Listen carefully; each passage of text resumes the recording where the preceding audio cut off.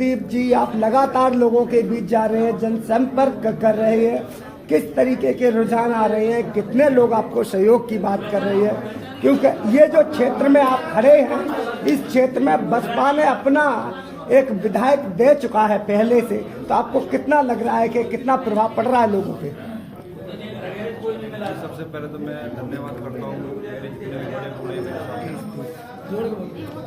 सबसे पहले मैं धन्यवाद करता हूँ अपने सभी बड़े बुजुर्गों का और बहन जी का, जिन्होंने मुझे बसपा का टिकट दिया और चुनाव लड़ने की मुझे हिम्मत दी, और सब पदाधिकारियों का भी जो बीएसपी के हमारे मेंबर हैं, और मेरे बड़े बुजुर्ग, मेरे युवा साथी मेरे साथ हैं तन मन धन से।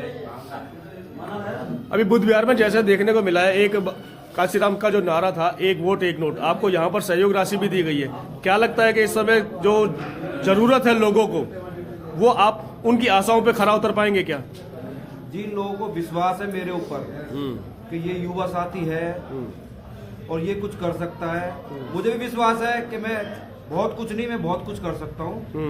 इसलिए शायद बहन जी ने मुझे टिकट दिया और मुझे चुना, और मैं बदरपुर की जनता से यही अपील करूंगा कि मुझे भारी मतों से वोट देकर विजयी बनाए। यहाँ की मूलभूत समस्याएं क्या है जिन पर आप सबसे पहले काम करने की इच्छा जाहिर करेंगे?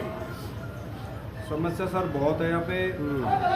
सबसे पहले हमारे जयपुर में जो बीजेपी का जो पहले एमएलए रह चुके हैं रामवीर विदुड़ी जी, उन्होंने बदरपुर की जनता को ऐसा मूर्ख बनाया है कि जनता अभी तक निकल नहीं पाई। ओजोन का एक ट्रॉफी दी है, ओजोन के नाम से उगाई होती है। कोई आदमी, कोई गरीब आदमी कर्जा लेकर मकान बनाता है और वो मकान भी नहीं बन पाता। क्यों? क्योंकि जैसे ही वो मकान स्टार्ट करता है पुलिस खड़ी हो जाती है, हमें 1 लाख रुपए दो, नेताओं को पैसे दो, लेंटर पे पर लाख रुपए दो। तो आदमी कमाएगा क्या और लेंटर में लगाएगा क्या और इन्हें देगा क्या? तो सबसे पहले मैं यही कहूंगा जनता से कि सबको देखा बार बार, एक बार अपने बेटे को, अपने भाई को देखें, हम कुछ ना कुछ बदलाव करेंगे। देशराज जी, लग रहा है आपको जिस तरीके से बदलाव की बात कर रहे हैं प्रदीप जी, आप यहाँ की जो जनता है, इस जनता के अंदर बदलाव की लहर तो है, परंतु अभी तक देखा यह गया है कि 2 ही जो पार्टियां हैं, चाहे वो नाम नहीं लेना चाहूंगा, कोई भी हो, अभी तक एक ही परिवार को वोट देती है। इस बार बदलाव होगा क्या? अब की बार बदलाव का जनता मन बना चुकी है, जनता के बीच में जा रहे हैं। हाँ। उन्होंने कहा भी है कि भाई ये बार बार कभी राम सिंह, कभी रामवीर, और जो बहारी को एक बार विधायक बनाया था हमारी पार्टी ने, वो भी उनके साथ मिल गया है।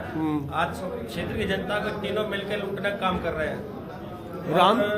समस्याएं मैं बता दूं आपको, समस्याएं जाम की सबसे बड़ी है, और NHAI ने जो हाईवे बनाया है, इसके साथ में मीठापुर चौक पे एक गोल चक्कर भी था, जिसको माननीय रामवीर विदुड़ी जी भूल गए क्योंकि वो सांसद बन गए। अब उन्हें जरूरत नहीं रह गई है बदरपुर क्षेत्र की। और हमारे ढाडी वाले विधायक जी हैं, जो हमने भी कभी उनको विधायक बनाया था, उन्होंने भी धोखे के सिवा कुछ नहीं दिया समाज को। टंकी रोड पे कभी भी आप चले जाइए, सदैव जाम मिलेगा, कुछ ना कुछ वो काम चलता रहता है।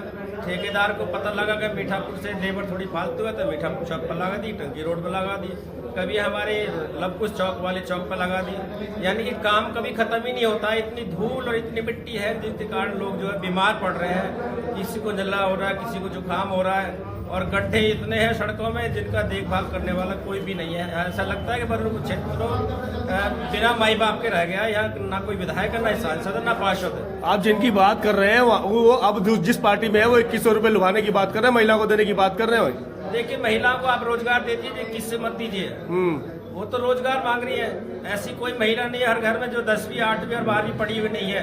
अगर उसको सरकारी नौकरी दी जाए तो कम से कम वो 950 के स्केल पर नौकरी ले सकती है, और उसकी सैलरी जो है 50,000 बनती है। DA, CA, HRA, TA वगैरह सबको मिला के नहीं है। तो 2100 रुपए का लेने के लिए उन्हें कोई फायदा नहीं है। वो सरकारी नौकरी मांगे, नौकरी मिलेगी तो अपने बच्चों का भविष्य बनाएंगे, मकान बनाएंगे, अपने स्वास्थ्य को ठीक रखेंगे। तो मैं तो यही अपील करूंगा कि भी महिला 2100 को ठुकरा के और बहुजन समाज पार्टी को वोट दें, क्योंकि बहुजन समाज पार्टी रोजगार सबसे पहले देने का काम करती है। और महिलाओं के लिए तो माननीय बहन जी ने इतना सर्वोपरि काम किया, उत्तर प्रदेश के अंदर अनेक योजनाएं बनाई। महामाया के नाम से योजना बनाई है, सावित्रीबाई फूले के नाम से योजना बनाई है, गरीब बच्चों को साइकिल भी बांटी है माने बहन जी ने। बहन जी के बराबर तो ये भारत सरकार भी आज तक काम नहीं कर पाई है।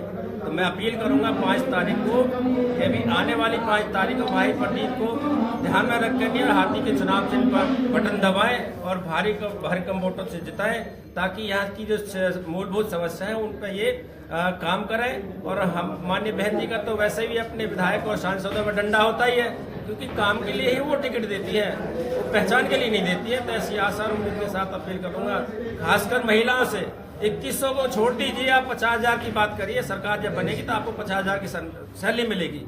राणा जी, क्या लगता है जिस तरीके से युवा साथ दिखाई दे रहा है इस समय, युवा साथी अपने बीएसपी के प्रत्याशी प्रदीप कुमार जी के साथ में, युवाओं को जिस प्रकार से इस बार टिकट दिया गया है, बदलाव की उम्मीद लगती है क्या?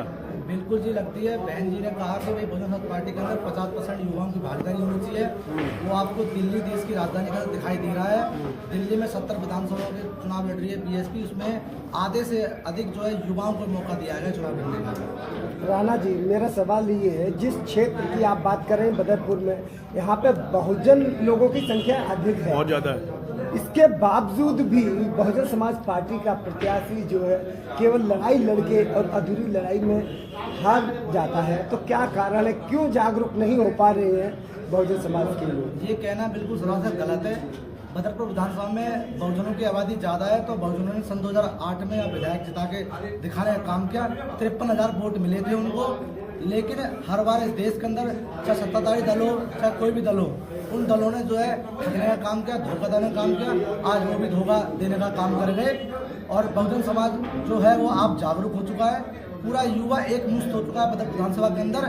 अपने युवा प्रत्याशी बहुजन समाज पार्टी भाई प्रदीप प्रधान जी के साथ लगा हुआ है चुस्त दुरुस्त। और आप देख सकते हैं जिस जगह पर हम खड़े हुए हैं पश्चिम बिहार अर्पण बिहार में, यहाँ पर जो है पूरा समाज जो है आर्थिक सहयोग भी दे रहा है कि भैया आप लड़ो, हम आपके साथ खड़े हुए हैं। आप पार्टी 2100 दे रही है, बीजेपी 2500 दे रही है, बीएसपी क्या देने का वादा कर रही है इस बार? देखो, ये आम आदमी पार्टी 2100 देने की बात करती है, बीजेपी 2500 देने की बात करती है। ये दोनों भिखारी बनाने की बात कर रहे हैं और बहुजन समाज पार्टी भिखारी नहीं बनाएगी, वो बनाने वाला काम करेगी। वो हर घर से जो है एक रोजगार देने का काम करेगी। क्या कहेंगे, क्षेत्र में समस्याएं आप देख रहे हैं, क्या क्या समस्याएं लग रही हैं जिनको आप मुद्दा बना रहे हैं अभी? पूरे विधानसभा के अंदर यदि देखा जाए तो जो सड़कें हैं हमारी वो जो है संकीर्ण हो रखी हैं, जैसे कि जैतून रोड, वहाँ पर जो है जाम की व्यवस्था जो रहती है।